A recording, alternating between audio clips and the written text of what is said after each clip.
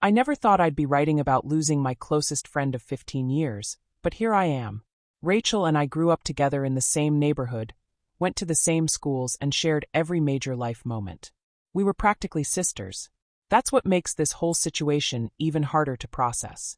2 months ago, Rachel's world fell apart when she discovered her partner of 3 years had been unfaithful. She was completely devastated, and understandably so. My boyfriend Tom and I did everything we could to help her through it. We included her in our weekend plans, took her on day trips to the coast, and made sure she wasn't sitting alone at home dwelling on things.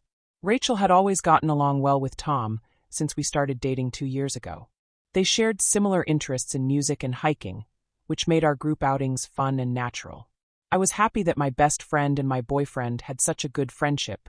It made everything easier when we spent time together. As the weeks passed, Rachel seemed to be healing.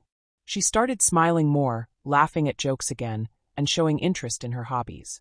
When we asked about dating, she told us she wasn't ready to trust someone new yet. We completely understood and continued being there for her as friends. Last week, everything changed. Rachel came over to our apartment while Tom was out picking up takeout for lunch. He had invited her to join us, which wasn't unusual. After Tom left, Rachel said she needed to talk to me about something important. She wouldn't look me in the eye, which immediately set off alarm bells. What came next was so shocking that I initially thought I had misheard her. Rachel asked if she could spend one night with Tom. Just typing those words makes my stomach turn. When I finally found my voice, she launched into this elaborate explanation about how kind and supportive Tom had been, how he made her feel valued again, and how spending time with him showed her what she had been missing in her previous relationship. She tried to justify it by saying it would help restore her self-confidence and ability to trust men again. She even had the audacity to frame it as something I should agree to because of our long friendship and all the times she had helped me in the past. The whole time she was talking, I felt like I was in some bizarre alternate reality where my best friend had been replaced by a stranger. When I forcefully told her to leave, her entire demeanor changed. She became angry and aggressive, saying I was selfish and ungrateful. The worst part was when she threatened to take Tom away from me, claiming he deserved better than me. After she stormed out, I was left standing there trying to make sense of what had just happened. The nightmare wasn't over. When I checked my phone to reach out to our mutual friends, I discovered most of them had blocked me. Rachel had obviously told them some twisted version of events that painted me as the villain. Friends I'd known for years had cut me off without even asking for my side of the story. I was torn about telling Tom.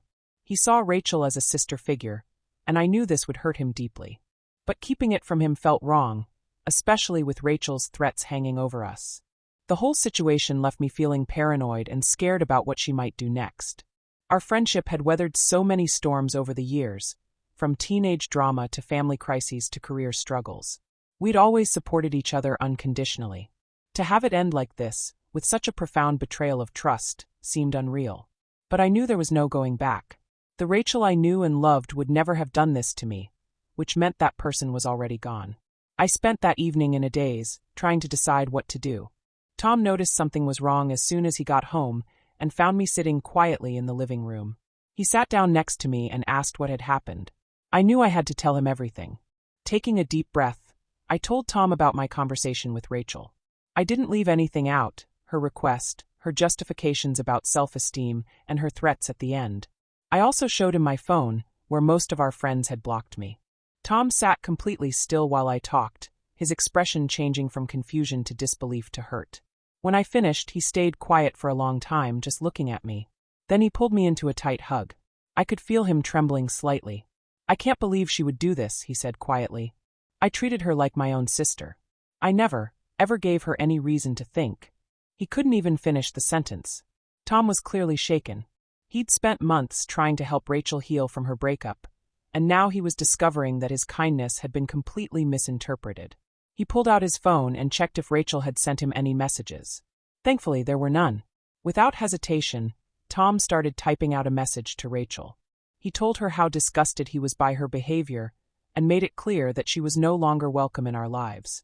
He even mentioned getting a restraining order if she tried to contact either of us again. After sending the message, he blocked her on every platform. Then he did something that made me love him even more. He found 2 of our mutual friends who had blocked me, the ones who had been closest to us, and sent them messages calling them out for taking sides without hearing both sides of the story. He told them they'd done me a favor by showing their true colors, then blocked them too. We ordered pizza that night, neither of us having the energy to cook. While we ate, Tom and I talked about all the red flags we'd missed. Like how Rachel always seemed to need Tom's opinion on things, even for simple decisions. Or how she'd started dressing differently when she knew we'd be hanging out together. We'd both written it off as her trying to rebuild her confidence after the breakup. Tom suggested we take a weekend trip somewhere, just the two of us, to get away from everything. He thought it would help us process what happened without worrying about running into Rachel or any of our former friends around town.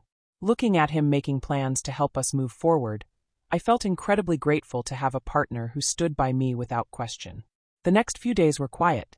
Rachel didn't try to contact either of us after Tom's message, which was a relief. A few of our friends who hadn't immediately blocked me started asking questions about what had happened. I told them the truth, and most were shocked. Some even showed me messages Rachel had sent them, where she'd completely twisted the story to make herself look like the victim. One message particularly stood out. Rachel had told people that I'd been neglecting our friendship since meeting Tom, and that when she tried to talk to me about it, I'd threatened to turn everyone against her. It was completely false, but it explained why so many people had been quick to block me. She'd been laying the groundwork for her story long before that day in our apartment.